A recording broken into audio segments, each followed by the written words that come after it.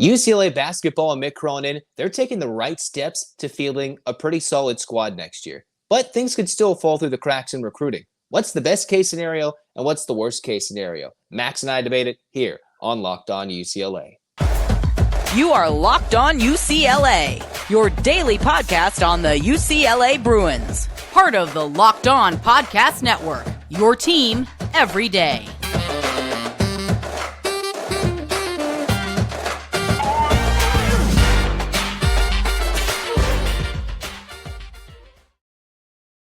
Hey everybody, welcome back to the Locked On UCLA podcast. I'm Zach Anderson-Yoxsimer, joined once again by Max Kelton. Thanks for making this your first listen every day. It's free where we get your podcasts, and it's available on YouTube, so like, comment, and subscribe. It's your team every day. This episode is brought to you by FanDuel Sportsbook, the official sportsbook of Locked On. You can make every moment more by visiting FanDuel.com/LockedOn today to get started. And as we teased, UCLA, and as we've talked about this week, they're making some moves. They've got their first portal commit in Stefanovic, the transfer from Utah.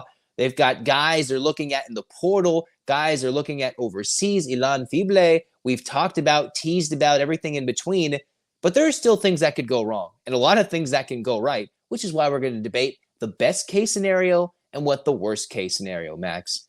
What do you want to talk about? Are you a bad news first type of guy, or are you a good news first type of guy? Let me hear the bad news first. Let's talk about that.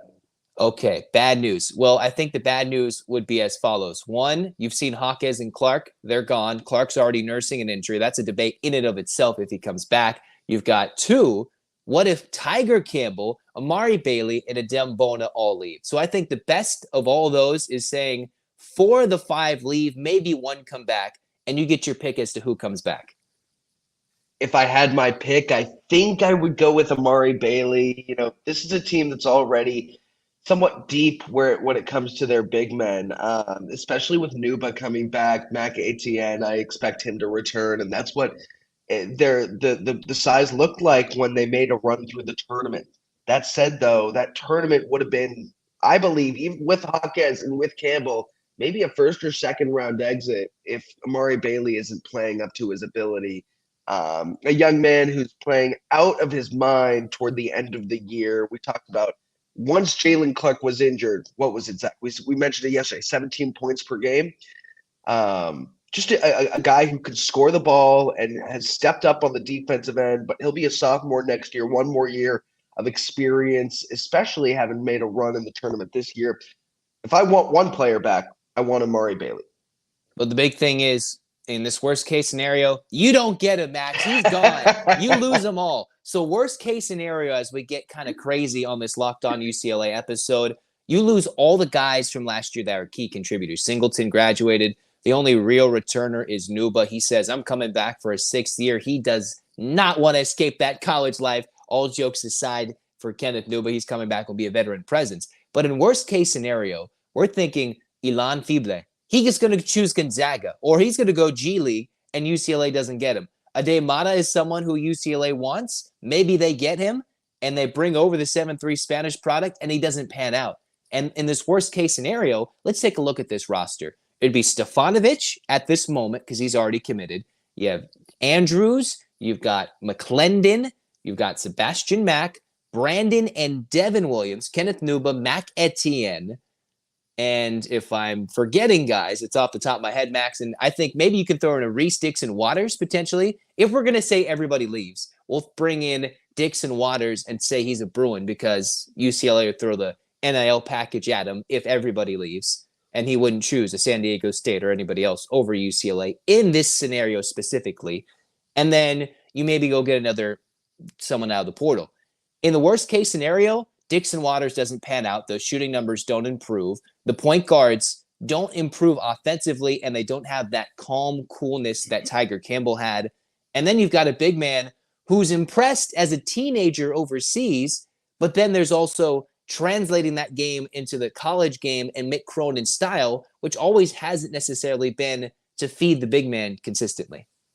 Well, I think the worst case scenario with this worst case scenario, so we've named about 8 players, but a roster is made up of 12 to 13 let's be clear. Mick Cronin will field a full roster. So there are even guys that we're not thinking about that will be on this roster if everybody leaves, okay? So let's be clear. They will field a roster, and this is a team that, with the talent and coaching that they have, they'll certainly, at the very worst, be right in the heart, right in the middle of Pac-12 play come end of next year if everything is nuked and they have to start again. Let's get that straight. That's a rebuild. That's a total rebuild if everybody leaves. So they're going to rely seriously on Sebastian Mack in this scenario to run that offense. And I think that Mac Etienne will have a bigger role too. You'd have to. If they don't have true big men, if they don't get that 7-3 Spanish product of Mata, if they don't get him, if all these overseas recruits fall through, if it doesn't work, if they want to stay home or stay away out of the U.S. for next year before the NBA draft of 2024, we're talking worst case scenario. We're talking they don't get this is as bad as it gets. UCLA will be very young, very inexperienced, and a lot of guys have to prove themselves. And in college basketball, there's different types of rebuilds. And UCLA is at the stage where a rebuild is only 1 year, and then you're moving to the Big Ten. And that gets even more serious because you can be good in the Big Ten and all of a sudden you lose 7 games and then you get to the Sweet 16, right? Or you could be the number 1 team in the conference and you lose in the first round, right? Like Purdue. So a rebuild is different for what UCLA. It's only you suffer 1 bad year. You can't go back-to-back years. And then all of a sudden you've got to be good. So for this team, I think worst case scenario is we've already seen a lot of recruits fall through the cracks in this 2023 recruiting cycle for Mick Cronin and company. And while we're very confident and there's more and more reports that Mara might be on his way, even Feeble is getting a lot of love from UCLA where they might go more overseas as opposed to getting all the freshmen for the class of 23, there still is proven this year to be a tough cycle for Mick Cronin at this point. And if that holds on for the rest of the summer into the fall heading into the winter season, UCLA could be stuck with a very young roster that I'm not entirely sure has proven itself with all of its talent. They've got guys who can grind and play defense, but it's different with the talent and what they've got to deal with. Well, they haven't proven themselves, but it's not like we haven't seen it before, right? You have a freshman class coming in made up Sebastian Mack, who could be somewhat of an Amari Bailey. He could pop off toward the end of the year, or a guy like Devin Williams, who could show that he's a freshman of the year in the Pac-12, much like Adem Bona this year. So there were 2 freshmen who came in and played some serious minutes in this offense for Mick Cronin this year. Let me be a little hesitant though to give them that kind of credit, because Bailey and Bona didn't have to be that dude. They didn't have to lead this team. They were able to play second fiddle or even third fiddle or even fourth fiddle to Jaime Jaquez and Tiger Campbell, where, there was some experience that was able to lead the charge. They could be somewhat of a role player. So that's the difference. It's not that we haven't seen young players, freshmen, be stars at this or level. Sophomores. Exactly. We saw it this year. It's just we haven't had to see them be the number 1 option. And I'm curious as to see, in this worst case scenario, how Mick Cronin maps that out. And the biggest thing is, this is, I believe, the last year, maybe 2, depending on how things play out, of the COVID year. So this will still be a very old year of college basketball teams. What I mean by that is, look at the average age. Look at these guys in the portal going to get their NIL money, maximize their potential, their college playing career. Maybe they're not NBA ready or even NBA elites, but they're good at the college game and their name is good enough to make a lot of money. There's a lot of older players, and it's going to take a long time for a young team to get good in 23-24 as we get the last thoughts from Max. Well, just real quick, you look at that San Diego State team that made it to the national title. They got there because of experience, right? And I think that's the landscape of college basketball this year. But be sure that it's going to restructure down to youth in the next couple of years. You just want to be on the right side of that. Yeah, but for now, we're old and we're loving it. That's why you've got to enjoy. Coming up, we get the best case scenario. Best case scenario. We got all that and more on Locked On UCLA. We started with the bad news, and we'll give you the good news. The good news is, if you're bad at betting, if you're doing all that, you should join FanDuel Sportsbook, the number one sportsbook in America, because there's no better place to get in on the MLB action, the number one sportsbook all throughout America. Because if you're a new customer and you fail on your first bet, you can get a no-sweat first bet up to $1,000 back in bonus bets if you don't win your first bet. All you have to do is go to FanDuel.com/lockedon. If you're watching on YouTube, go to that URL, FanDuel.com/lockedon, and you can get a no-sweat first bet up to $1,000 back in bonus bets if you lose the bet. You can get Aaron Judge, see if he's going to hit a home run. You can see who's going to go over on strikeouts. Maybe you could even go and check out what's the timing of the game, because pitch clock has done all sorts of wonders in terms of moving the speed of the game. Don't miss your chance for a no-sweat first bet. All you have to do is sign up, go to FanDuel.com/lockedon, and make every moment more. FanDuel, an official partner of Major League Baseball and sports betting partner with us here at Locked On. Cruising on here in Locked On UCLA, Zach Anderson-Yoxsimer alongside Max Kelton. Max dancing along if you're watching on YouTube. If you're listening, you can't see it. It is what it is. So go to YouTube and watch it as well. We're talking best case scenario. This is how this UCLA team can get good in 23-24. Mick Cronin and the coaching staff, Ivo Simovic, is putting in work overseas. Ilan Fible, Ade Mata. If I'm saying those names correctly, we're trying our best. The Spanish and the French names, they don't exactly roll off the tongue as I'm trying to do it as greatly as I can, but they are very good basketball players, a shooting guard, a 7-3 product. There's even rumors, reading from Bruin Report Online, you could still get Bona, Mara as a 7-3, and Fible, and then you've all of a sudden got a huge team with a lot of explosive athleticism and talent. This is why UCLA could be very good. We just need to wait for these official signees to commit to UCLA. Your thoughts on a potential best case scenario, Max? Best case scenario, it centers around a lot of returners. Players that proved themselves last year, had some youth, don't feel like they're ready to move on to the next level yet. For Bona, that would be due to an injury in my eyes. He's got to be able to nurse that injury, get back to full health, and then expand his offensive game too. You betcha. I think that we haven't seen the ceiling in college hoops for Bona. And there's still a lot of NIL money out there for these players, right? And I think we just talked about it in the last segment. We talked about experience, why it's such an old league right now. I think that's the reason why, because a lot of those guys who are 22, 23 years old aren't going to be making some serious dough at the NBA level, because a lot of that money goes to the younger players. But NIL money is still there. So I think that there's a lot of NIL money for these returners to be had. Except for the internationals. To be fair, okay, Fible is not one of those guys, but for the returners, right? For a guy like Bailey to come back, and he could get some serious dough. So I'm expecting, if in this best case scenario, we see Bailey return, we see Bona return. But Zach, I pose you a question. With that injury to Jalen Clark, the Defensive Player of the Year, the Naismith National Defensive Player of the Year, that's typically a 9-month to a 1-year recovery. He had that injury in March. If Jalen Clark returns, is that in the best case scenario or worst case scenario?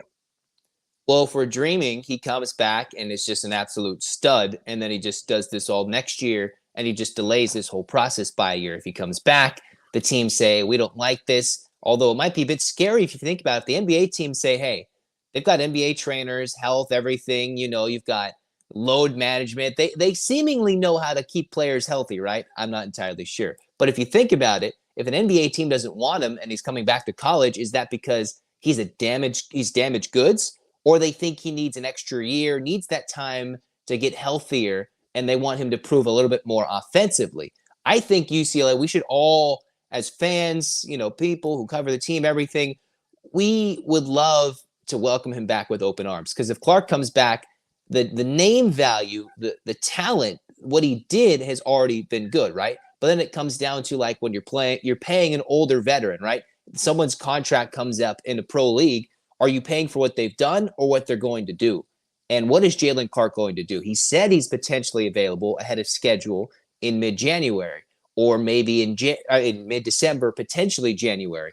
If it's more of an Achilles injury, those things tend to be closer to a year. It's not an Achilles tear, I believe, from what I've heard. Otherwise, that would be way worse. But he's still nursing that. And it did come at the worst possible time, literally, to crush one season, ruin his NBA prospects potentially for now, and hurt his hopes of even coming back and contributing maybe significantly for next year. Worst case scenario is he just isn't the same player. Best case scenario is he's told to come back, and UCLA has the National Defensive Player of the Year.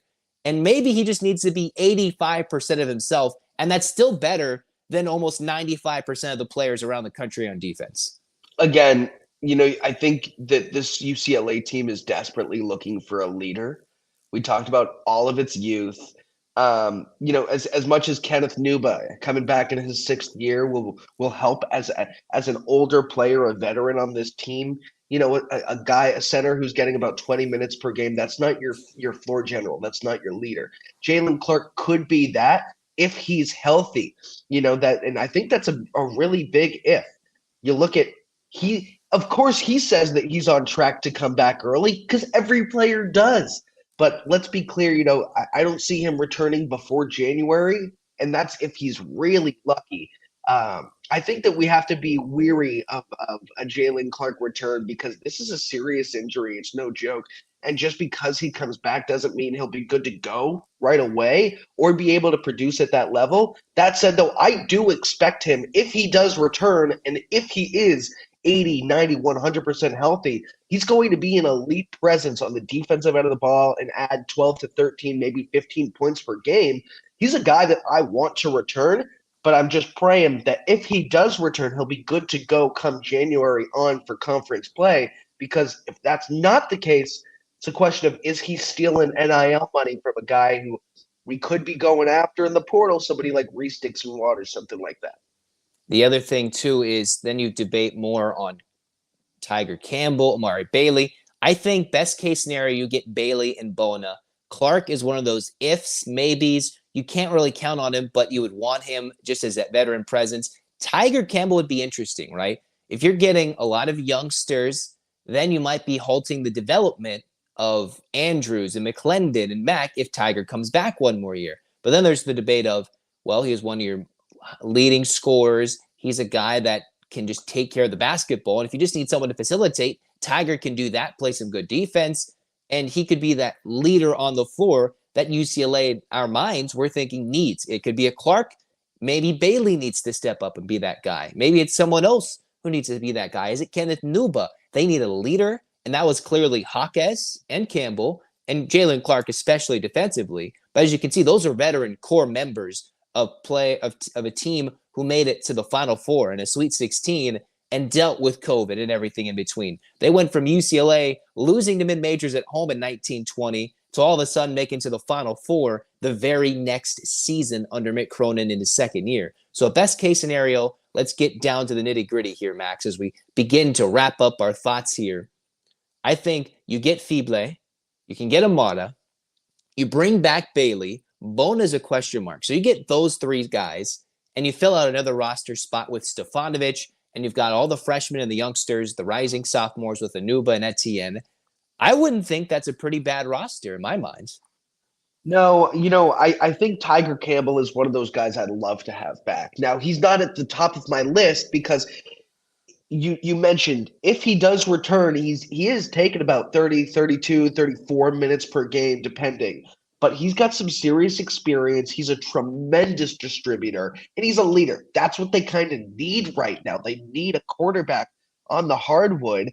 So first things first, I'd rather get Bailey over Campbell because Bailey can run the floor with Sebastian Mack at the same time. Now, I also think that there's serious value to having Tiger Campbell return because while he and Sebastian Mack wouldn't play together at the same time, I think that he would be a really good mentor type of person, type of player for Mack. And then 2nd year for Sebastian Mack, he can move into that starting role and get some serious minutes. I don't expect serious starting minutes from a guy like Dylan Andrews or Will McClendon. I think Andrews could be a 6th man off the bench, but I don't expect him to run this offense. who I do expect to run the offense, a guy like Bailey, a guy like Tiger Campbell, or Sebastian Mack at a very young age. But I think that'll happen maybe halfway through the season, if so. I So was in my mind back, so I'm thinking maybe Andrews gets the first crack at it and then Mack. you But think so? it's kind of it just depends, right? They're looking for a point guard, and I'm not entirely sure how Andrews and or Mack truly fit that role into what they're losing, most likely in Campbell, but in the best case scenario, maybe he comes back. So it will be, I think, a battle between, is it a McClendon, Andrews, right? Of course, McClendon at the moment hasn't been able to shoot the ball as well. Andrews did it on occasion, but not consistently with volume. And then we have to see how Mack translates to the Division I level and the college 3-point line, which is pretty deep, let me tell you, out there these days compared to the high school line. So it will be a battle for who's the starting point guard.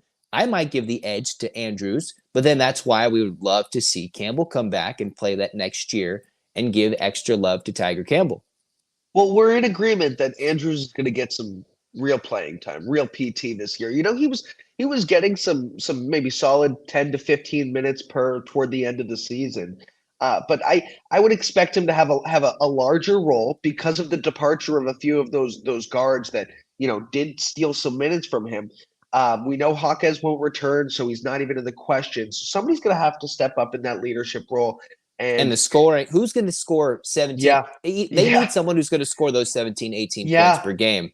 And if it's You're Bailey, that's good if he comes back. And that's why if you're thinking best case scenario, Bailey takes that scoring role. Then who's going to take that number 2 role? Is that a Stefanovic, or is Stefanovic going to be that 3A, 3B scorer, maybe a bit better and more consistent than Singleton because he'll probably take more shots? And then who's that number 2 scorer? That's where you wonder, is it a combination of Amara if he comes and commits, right? A Fible, the Frenchman who could potentially commit. UCLA in on both those guys, one from France, the other one a 7-3 Spanish product, both very highly rated in terms of the early look at the 2024 NBA draft with their NBA skills. And we've talked about those guys recently. So if you missed those episodes, go back and watch what we talked about Mara and Fible and their NBA potential ready skills with the reports of them getting some big time looks from UCLA and other big time programs. But best case scenario, they can snag those guys and all of a sudden their class of 23 looks a lot better than it did around the turn of the winter, or even earlier this year, March, February, when Marcus Adams said, no, I'm going to go to Kansas. And even though he's a 24, maybe reclassifying, UCLA is looking for the guys to fill and be a good team. And I think it starts with Bailey coming back. It starts with Bona 2, and then you get 1, if not 2 of those international products. And then it comes down to maybe a veteran or 2 between Clark or Campbell coming back. Of course, Campbell can immediately contribute, and Clark would contribute in a different way later down the line and would be an ace in the hole for the final 2 months of the season. That's best case scenario. So, boy, that would be once you find that Tiger Campbell's coming back or Amari Bailey. By the way, we will find out in the next, 10 days, Zach? I think April 23rd is the deadline to declare. Yeah. So I'm thrilled for the next 10 days to roll around, to see those announcements, to get a better understanding of what this roster looks like next year. But I think that there's some serious promise regardless. Are they a title contender? Does best case scenario make them a title contender, Zach? I mean, I leave that question to you. Ooh, I mean, I wasn't fully sold on the team coming into this year as a title contender. There's a lot of unknowns with a few freshmen coming in, and those freshmen panned out. It really came down to unfortunate injuries at the wrong time. And I think, I'm not going to speak for you, Max, I was fairly confident this Bruins team would have gone all the way. And considering how things played out, I think UCLA was one of the better teams in the country. But again, it's a long grind. It's not the NBA grind, but it's a long grind through a season, and it's March Madness for a reason. And it started, unfortunately, with an injury and then a bow on his shoulder. And then while they gave all their heart out, they just could not play. They just couldn't do any more against Gonzaga, only to see that Gonzaga got absolutely throttled by the eventual national champions. So I think next year, you just want to be in the conversation, because I'm not entirely sure who's that team going to be next year, right? I think UConn would be one of the favorites. Maybe Houston might be up there, but I'm not sure who those favorites are at this moment. And in the early top 25 rankings, UCLA showing up, and I don't even think they have a roster worthy of called good right now, right? They have guys who haven't had to made decisions, and I know those early projections or something, but once they fill in these roles, I think they could be a very good team. And as we saw this year, you only need to be a very good team and get hot at the right time. You're spot on, and I think Duke could be a really good team next year. Talking about early projections, but this team had all of the pieces this year to make a title run. And had it not been for Jalen Clark's injury, had it not been for Dembona missing 2 of the 3 games in the tournament that that he was really able to play, I think that they really had a good shot. But had they beaten Gonzaga and played UConn and then maybe gotten blown out by UConn, I think this would have been a different conversation, really. That said, though, the fact that they were able to make a run with the pieces that they had without, the best defensive player of the year was very impressive. But without Jaime Hawkins, is a totally different team. I don't know if they're title worthy, but certainly a team that can make the Elite Eight and make some noise. I mean, you beat Gonzaga and you're in the Elite Eight. I don't think that's really a failure. It just felt at least one round short of what this team was capable of with what the dreamlike scenario was for 22 and 23. But one shot short. Yeah, one shot short, 5 seconds short, everything in between from reaching an Elite Eight.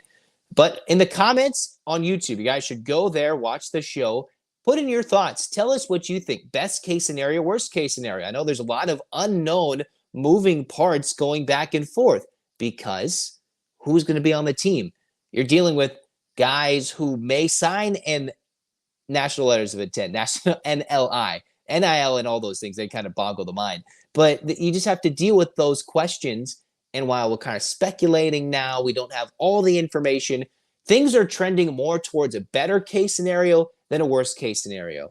But at the moment, we have to see what these individuals decide for their career and how much Mick Cronin and company can convince these international players that they fit a system, they've got enough spots, and that their roles will actually lead to them being good next year. So that's why you should go in the comments or hit us at Locked On Bruins, tweet at us and say, hey, you guys are idiots or you're smart, and tell us what you think UCLA needs to be better for next season.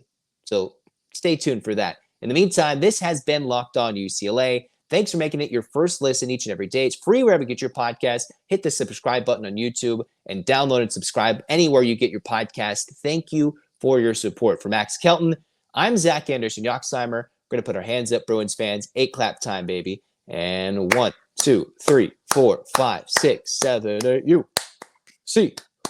UCLA. UCLA. Fight, fight, fights. This has been Locked On UCLA. Stay tuned for the rest of the episodes this week. We've got good stuff. A little bit of women's volleyball. We're talking even more baseball and softball. We're going to talk some football as well. And as always, any basketball breaking news, you should stay tuned for it here on Locked On UCLA. Become an everydayer. Become an everyday listener and viewer of the Locked On UCLA podcast. You will not regret it. Thanks for tuning in. This has been Locked On UCLA. Go Bruins.